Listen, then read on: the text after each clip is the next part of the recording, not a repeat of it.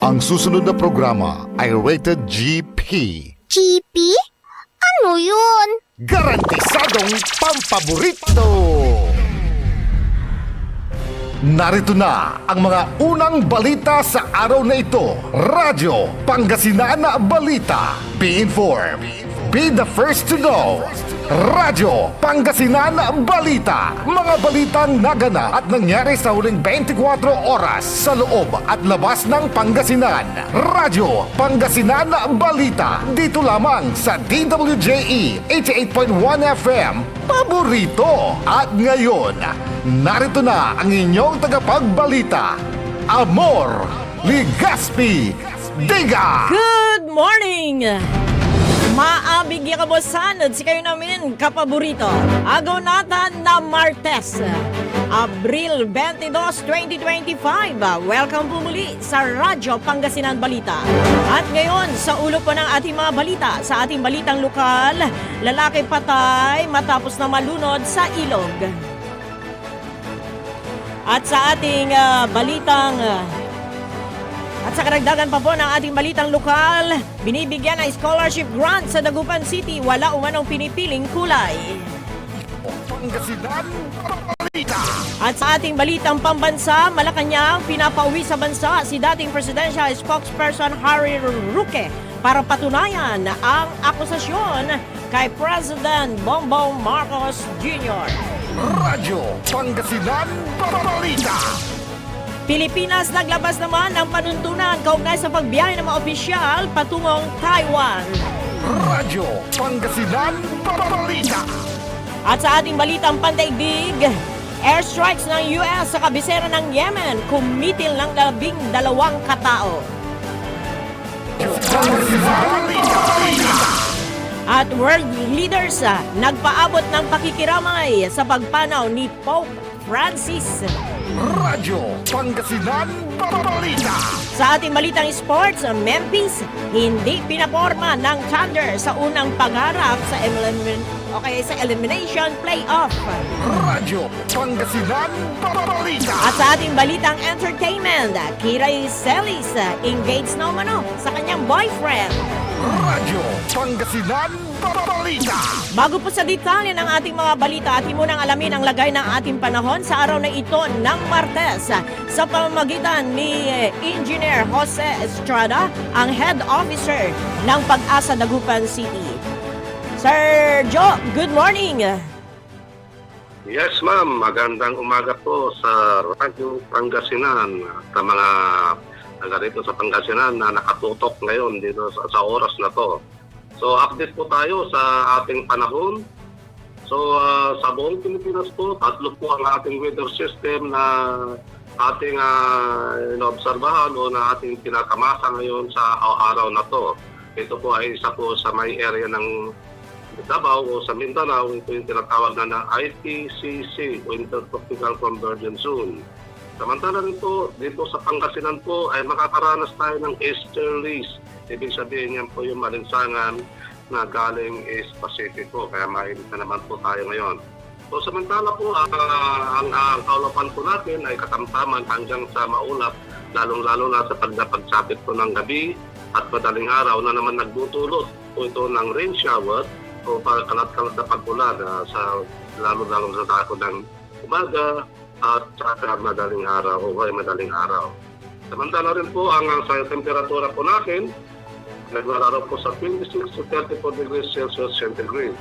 At ang aring araw po ay sumikat kanina ng ganap na alas 5:39 at lulubog naman ito sa ganap na alas 6:15 ng hapon. At ang forecast po natin po ngayon na tinatawag natin na heat index ay nasa 45 degrees Celsius centigrade mula ngayon hanggang kinabukasan. Samantala rin po, tropical cyclone threat potential naman ay wala po tayo nakikita na nabubuong bagyo sa loob at sa labas ng Philippine Area of Responsibility natin. Samantala at meron lang tayo nabubuong vortex pero for the end of the month hanggang sa first week ng Mayo. Yan po ang latest update mula sa Pag-asa Dagupan. Magandang umaga po. Maraming salamat, Sir Joe Strada ng Pag-asa Dagupan City.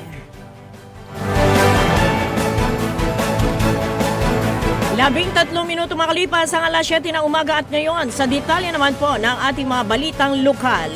Hindi na umabot ng buhay sa paggamutan ng isang lalaki matapos na malunod sa Embarcadero River ng Kabatling, Malasiki, Pangasinan. Sa investigasyon ng Malasiki Police, pagkatapos na makipag-ugnayan o kaya makipag-inuman sa kanyang mga kaibigan ang biktima na si Salvador Frias Jr., 48 anyos, ay nagpunta ito sa nabanggit na ilog para mangisda.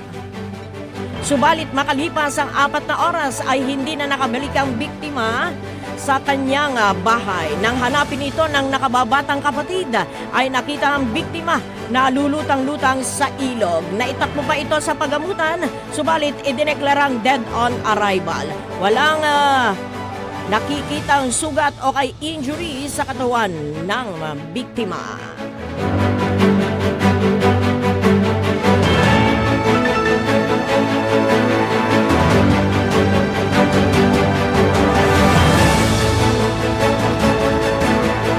Samantala, maring itinanggi naman ni Mayor Belen Fernandez ang paratang ng kabilang kampo na pinipili lamang umano ng kanyang administrasyon ang mga benepisaryo ng scholarship program ng lungsod base sa kulay o sa panig ng politika. Sa isang panayam, iginit ni Mayor Fernandez na patas at bukas sa lahat ng estudyante ang scholarship program ng Dagupan City. Ano man ang kanilang pinanggalingang pamilya o pananaw pampolitika. Anya, walang basehan ang aligasyong may pinipiling kulay ang lungsod sa pagbibigay ng scholarship. Ayon pa sa alkalde, tinanggal na nila ang dating entrance exam para sa scholarship matapos makarating sa kanya ang maraming reklamo mula sa may estudyanteng mataas ang grado sa paaralan ngunit hindi pumapasa sa pagsusulit ng lungsod. Sinabi pa niya na ngayon, simple lang ang proseso. Gusto mo ba talagang makatapos? Yan lang ang tanong. Kapag sinabi mong oo at hindi ka bumagsak sa klase, pasok ka sa scholarship, paliwanag pa ng alkalde. Target ng lungsod ang karagdagang 1,000 scholars ngayong taon at papalitan ang mga magtatapos upang mas marami pang matulungan. Bukod sa scholarship, iniulat ng alkalde ang patuloy na malawakang paglalaan ng pondo para sa edukasyon. Anya, umabot sa 600 milyong piso ang inilaan sa mga scholar habang nasa 1.5 billion pesos naman ang kabuang budget ng lungsod para sa sektor ng edukasyon sa nakalipas sa 3 taon. Ang pinakamalaki sa kasaysayan ng lungsod. Ibinida rin nito na record-breaking kung saan merong 22 school buildings, 6 na gymnasiums, 4 stages at 6 na site developments na sabay-sabay na ginagawa sa ilalim ng kanyang administrasyon. Dagdag pa nito, nalalagyan ng air condition, bagong mesa at upuan, hindi na armchair ang lahat ng bagong tayong paaralan para matiyak ang kaginhawan ng mga mag-aaral. Tinututukan din ng lungsod ang pagpapaganda ng mga aklatan, particular na ang Dagupan City National High School na nais ni Mayor Belen Fernandez na gawing modelo ng lahat ng school libraries sa lungsod. Dumating na rin ang mga bagong bookshelves, computer units at air conditioning para sa Dagupan City National Library. Samantala, ating tanggapin ang pag-uulat ni Kapaborito Ding Aquino. Yes, Kuya Ding, good morning. Yes, good morning. Bagsak sa kamay ng otoridad ang isang tricycle driver matapos ang ikinasang drug bypass operation sa Barangay Carmen, Rosales, Pangasinan. Batay sa informasyon, ikinasa ang bypass operation laban sa suspect. Pasado alas 10 ng gabi noong araw ng linggo. Nakumpiska mula sa suspect ang dalawang nut-tied na transparent plastic na safe ng suspected sabu na may timbang na 40.87 grams na nagkakarga ng 277,916 pesos. Ang suspect ay sinailalim sa custody ng Rosales Police Station at naharap sa kasong paglabas sa Republic Act 9165 o Comprehensive Drug Dealer Act of 2002. Samantala ay magkakaroon ng dagdag presyo ang mga produktong petrolyo sa araw na ito. ang gasolina ay tataas ng peso at 35 sentimos. Ang diesel o crudo ay tataas naman ng peso at 30 sentimos. At ang kerosene ay tataas ng peso at 10 sentimos. Ang dahilan ayon sa Department of Energy ay ang sanksyon ng Estados Unidos para limitahan ang Iranian oil export at ganun din ng planong pagbabawas ng produksyon ng Organization of Petroleum Exporting Countries. Ako po, si Ding Aquino, nag-uulat para sa Radyo Pangasinan, DWJE 8.1 FM, paborito. Maraming salamat, kapaborito, Ding Aquino. 18 minuto makalipas ang alas 7 ng umaga at ngayon sa detalye naman po ng ating balitang pambansa. Inulit ng Malacanang ang panawagan na umuwi na ng bansa si dating presidential spokesperson Harry Roque na kasalukuyang nasa The Hague, Netherlands. Sa press briefing sa palasyo, sinabi ni Palace Press Officer Undersecretary Claire Castro, tila humihingi na ng saklolo si Roque para lang patunayan ang kanyang walang basihan na akusasyon laban kay President Bongbong Marcos Jr. Ang reaksyon ni Castro ay kasunod ng panibagong patutsada ni Roque na gumagamit umano ng iligal na droga ang presidente. Patunay dito ang kanyang naging hamon kay Presidential Sister at Senator Amy Marcos na patunayan na bangag ang Pangulong Marcos. Dagdag pa ng Palace official na sa mga pinagsasabi ni Roque ngayon ay maituturing na rin na isa siyang peddler ng fake news. Sinabi ni Castro, si Roque ang nasa likod ng polvoron video na kinasasangkutan ni President Marcos. Ito ay batay sa revelasyon ng isang vlogger na si Pebbles Cunanan sa isinagawang pagdinig ng Tri-Committee. Samantala, walang pangailangang immobilize ang Military Intelligence Group para sugpuin ang mga naitatalang kidnapping incident sa bansa.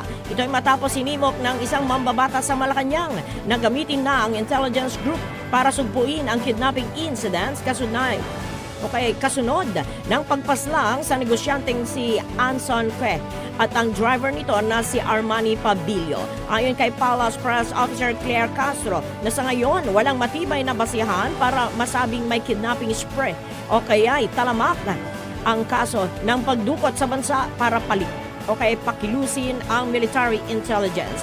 Binigyang diin ni Castro ang pahayag ni PNP Chief General Romel Marbil na isolated at kalkuladong aksyon ang ginawa ng mga suspect na sangkot sa pagdukot at pagpatay sa negosyanteng Filipino-Chinese na si Anson Cue at ng kanyang driver. At gayon din na pera at personal na paghiganti lang ang motibo nito. Naniniwala ang palasyo na kontrolado ng pulisya ang sitwasyon at gumagana ang mga estratehiya ng law enforcement agencies laban sa krimen. Ipapaubayan na lang anila sa PNP ang pagdidesisyon kung mangangailangan ng dagdag na puwersa sa pamamagitan ng military intelligence bilang responde sa mga kaso ng kidnapping sa bansa. Tugon ito ng palasyo sa panukala ni Surigao del Sur Representative Johnny Pimentel na gamitin ni President Bongbong Marcos Jr. ang kanyang kapangyarihan para pakilusin ang militar at tulungan ang pulisya sa paglaban ng mga banta ng kidnapping.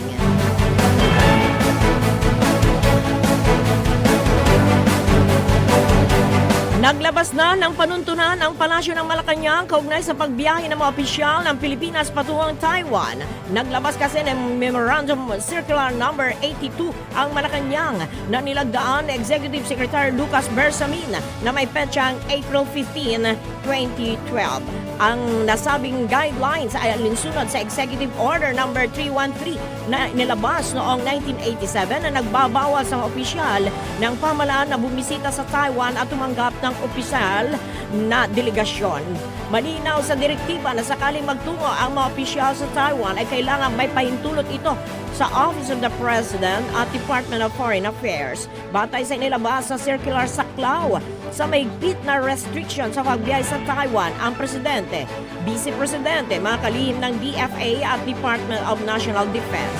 Sa mga opisyal na pupunta sa Taiwan para sa layuning may kinalaman sa economic, trade and investment, Inaatasang gumamit lamang ng ordinaryong pasaporte at hindi ang kanilang opisyal na titulo. Kinakailangan din ipagbigay alam sa Manila Economic and Cultural Office sa kay MECO ang layunin ng kanilang biyahe bago pa man umalis at makipag-ugnayan sa ahensya habang nasa Taiwan.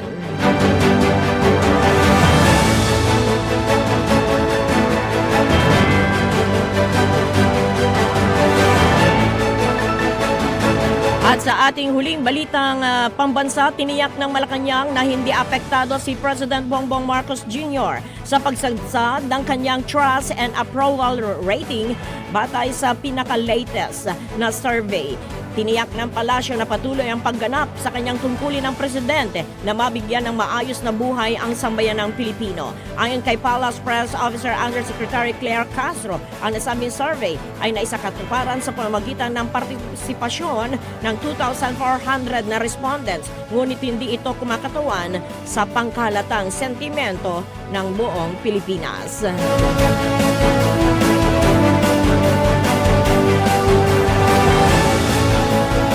24 na minuto makalipas ang alas 7 ng umaga at ngayon sa ating balitang pandaigdig.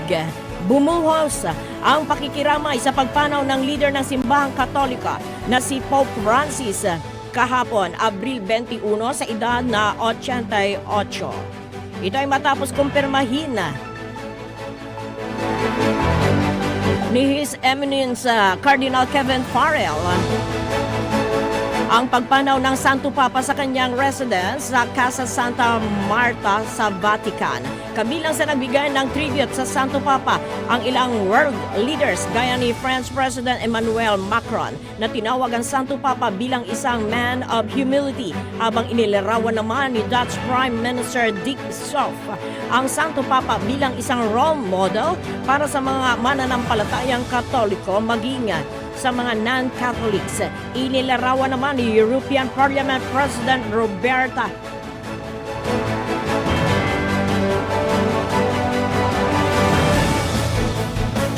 na si Pope Francis sa kanyang nakakahawang ngiti na nag-capture sa milyong-milyong puso ng mga tao sa buong mundo. Pinuri naman ni Israel President Isaac Herzog ang walang hanggang compassion ng Santo Papa. Inilarawan naman ni Swiss President Karin Keller-Sutter si Pope Francis bilang isang great spiritual leader at walang kapagurang tagapagtaguyod ng kapayapaan. Ang pagpanaw ni Pope Francis ay isang araw matapos nagpakita ng kanyang public appearance sa St. Peter's Square nitong Easter Sunday. Si Pope Francis ang unang Santo Papa sa magit na isang siglo na ililibing sa labas ng Vatican. Ihihimlay ang labi ni Pope Francis sa Basilica ng St. Mary Major, isa sa 4 na major papal basilicas sa Roma.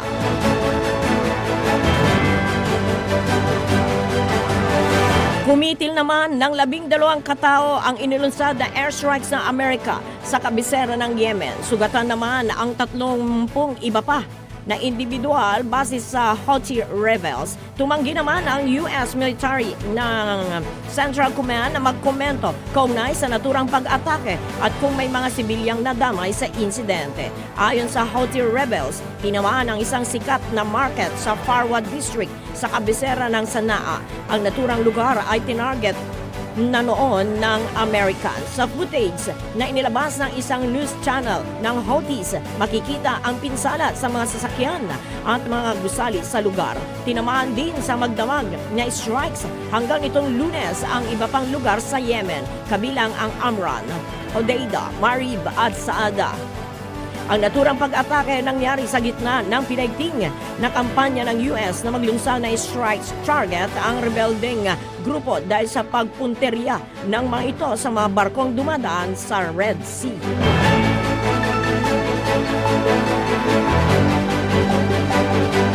At sa ating huling balitang pandaigdig, ang pagtatalaga ng bagong Pope ay isang traditional at itinuturi ng mga Katoliko na sagradong proseso. Ang pagtatalaga ng bagong Pope ay nakasalalay umano sa mga cardinal mula sa iba't ibang bahagi ng mundo ay magtitipon-tipon sa Vatican. Ang mga kardinal na may edad na mas mababa sa 80 ang may karapatang bumoto. Ang mga kardinal ay magtitipon-tipon sa Sistine Chapel kung saan sila ay mananalangin at bumoboto. Ang proseso ay lubos na lihim at ang mga kardinal ay nangakong absolute secrecy. Ang mga kardinal ay bumoboto sa pamamagitan ng pagsulat ng pangalan ng kanilang napiling kandidato sa isang papel. Ang boto ay sinusuri at ang kandidato na makakakuha ng 2 hanggang 3 ng boto ay mahahalal bilang bagong Santo Papa.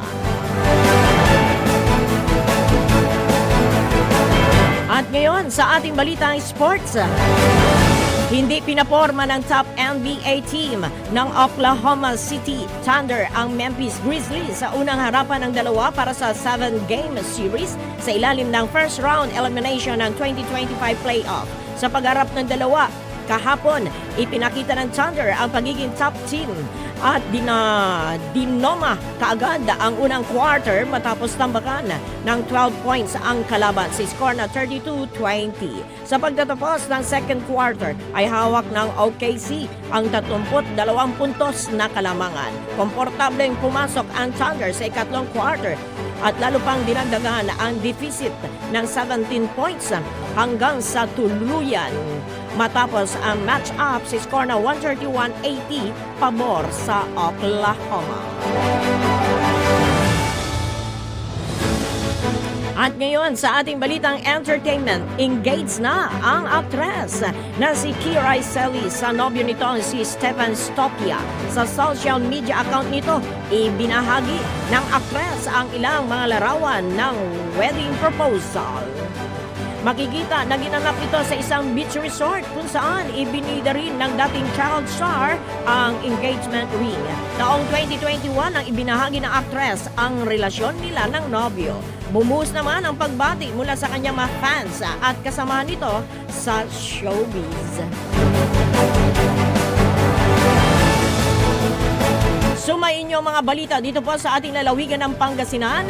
Mga balita sa ating bansa, Panday Dig, Sports at Entertainment. Sa ngalan po ng ating mga nakasama na si Kapaborito Ding Aquino at sa ating technical side si Engineer Dennis Palaganas at Engineer Richard Olanday. Ako po si Amor de Gaspidiga. Maraming salamat and magandang morning! Sikaratan susaray manunaan na balita. Edsayan Kabuasan, Radyo Pangasinan